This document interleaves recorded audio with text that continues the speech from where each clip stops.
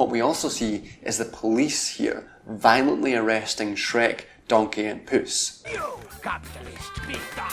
Bisexual comrade icon Puss in Boots. This clearly represents yet another vector of the heteronormative oppression of the social class of queer people. Just straight up. Pride Month is here, and I thought what better way to celebrate than to watching one of the most interesting videos I have ever seen. I think this is one of the YouTube videos of all time, and I myself couldn't handle this, so I had to bring backup. I had to bring Pegasus aboard. How are you? Yeah, that title already gave me brain damage. Shrek is like one of my favorite series of all time, so this guy better have some good ass points or I'm gonna start malding. The thumbnail, like, I wish I was talented enough to make a thumbnail like this. It looks satire. It actually just looks satire. Wait, I figured it out. Noah Samson had a baby with Hassan Piker. That's what spawned him, right? I mean, it is a queer masterpiece, that's for sure.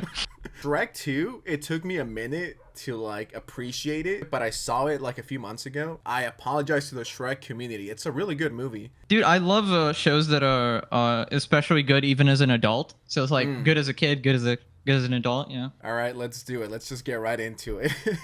No, it's not. It's clearly Shrek 2. Hit it. I need a hero. And that hero is Shrek 2 because it's really good. It's really gay, and he's gonna make your kids gay.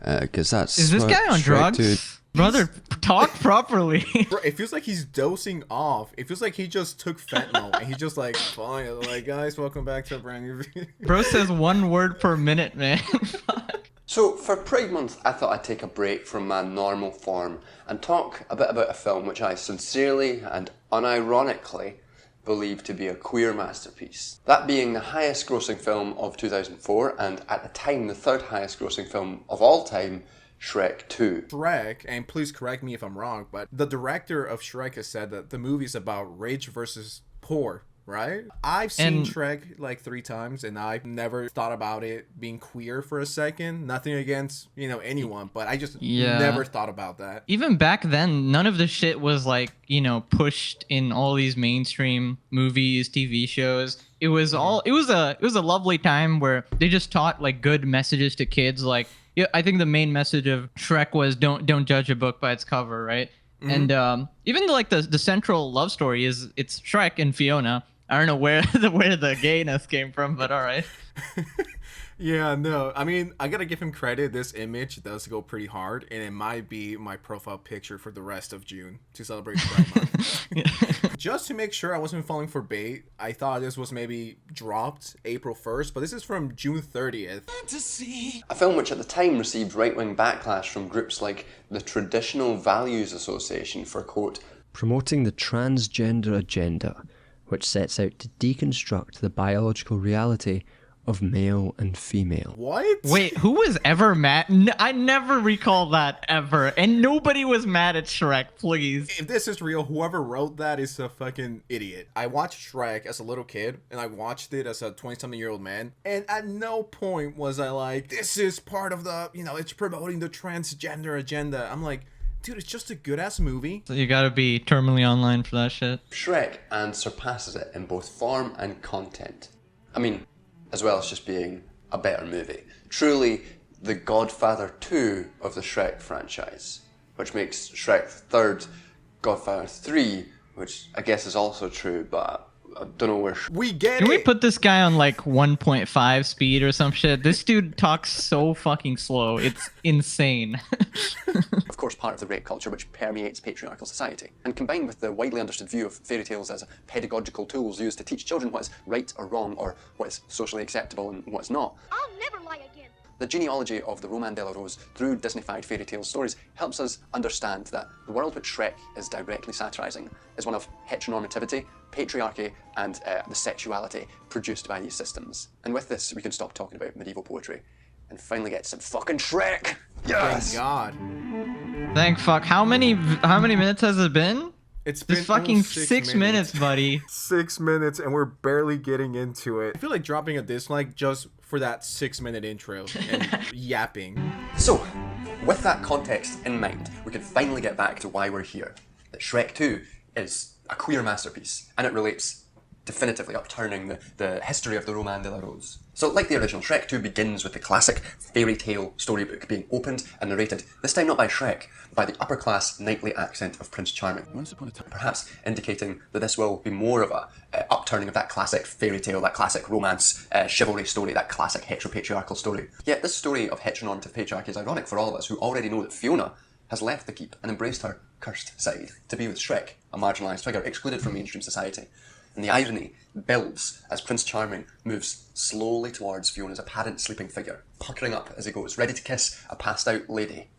Not to say that heteronormativity is intimately tied to rape culture, but, you know, but as he Oh my pulls god, back... there we go again. Whoa, what the fuck?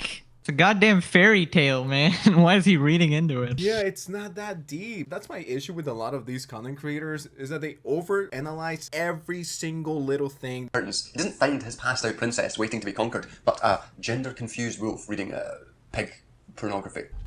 What?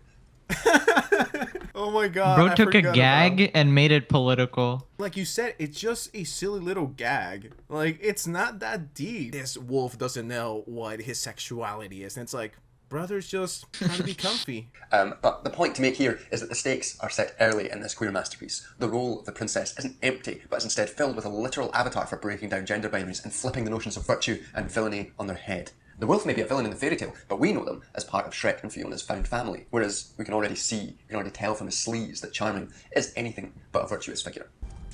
Already, the centuries-old narrative of patriarchal... Is this just like a frame by frame explanation of the movie? I think he watched the movie frame by frame, found any possible thing that could possibly relate to something gay and put it in his video. They remain marginalised from the rest of society and reject compulsory heterosexuality. Indeed, Fiona, throwing the classic Disney princess of The Little Mermaid back into the fucking sea as the oceanic force of nature attempts to literally push heteronormativity onto Shrek, can clearly be read as a rejection of compulsory heterosexuality. Moreover, What? Oh my lord. I don't even know what to say at this point. This guy, he gets an F, bro. Whatever this essay is, F. He's failing class. Bro, if he was like in 8th semester of university, just for this, I would send him back to fucking middle school. I'll be like, nope.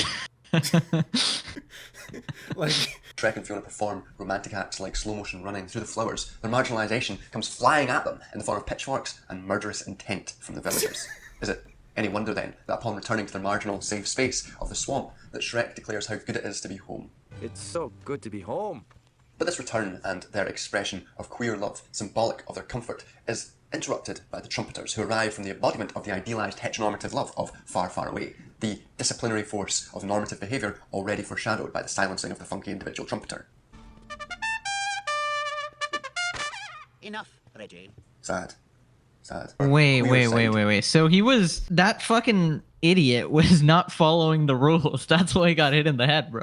exactly. Not because he's representing some queer shit, dude. What? And he keeps saying queer relationship, and he refers to Shrek and Fiona. This fucker has no idea what queer even means, bro. And you can see in this scene how Shrek has long been living out in the queer world, familiar with the ways in which a heteronormative world sees him in this exchange. I mean, don't you think they might be a bit shocked to see you like this? He knows that Fiona's parents, despite everything Fiona thinks she knows about how parents are supposed to act and they're supposed to have unconditional love for their children, he knows that they're likely to reject her when they see that she's not playing by the patriarchal rules. Despite being married and performing that aspect of heteronormativity, Shrek knows that they will likely not be accepted. But he acquiesces, and Shrek, Fiona and Donkey make their way to the heart of the heteronormative patriarchy. Fiona's parents are rich, right? Like, they're loaded, correct? Mm-hmm. 2 reasons why they don't want Fiona to be with Shrek. Number 1, because he's this ogre, and number 2, because he comes from, he doesn't come from money. In the old times, that's what happened. The king or queen couldn't be with the peasant. I mean, also, Fiona's dad had a deal with the fairy godmother that Fiona would marry the Prince Charming. This guy, he doesn't drink regular water. He buys a packet of Skittles every day, puts it in there. Make sure the water is gay too. So you literally taste the rainbow. Absolutely. Anyone who uses the word patriarchy 18 times in a minute has some serious brain damage. As the carriage doors open to the kingdom, dubs are released by the best character in the movie.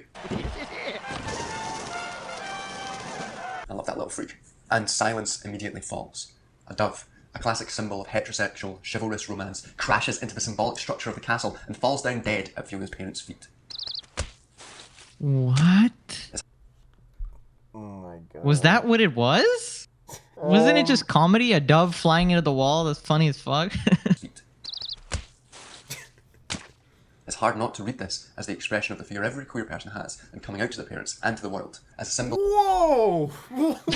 If this is bait, this is one hell of a bait video. Like, I would personally never spend an hour of my life baiting people. It's not bait, because I saw, like, if you look at his channel, just click his channel for a sec. Is it communist? Chicken Run 2.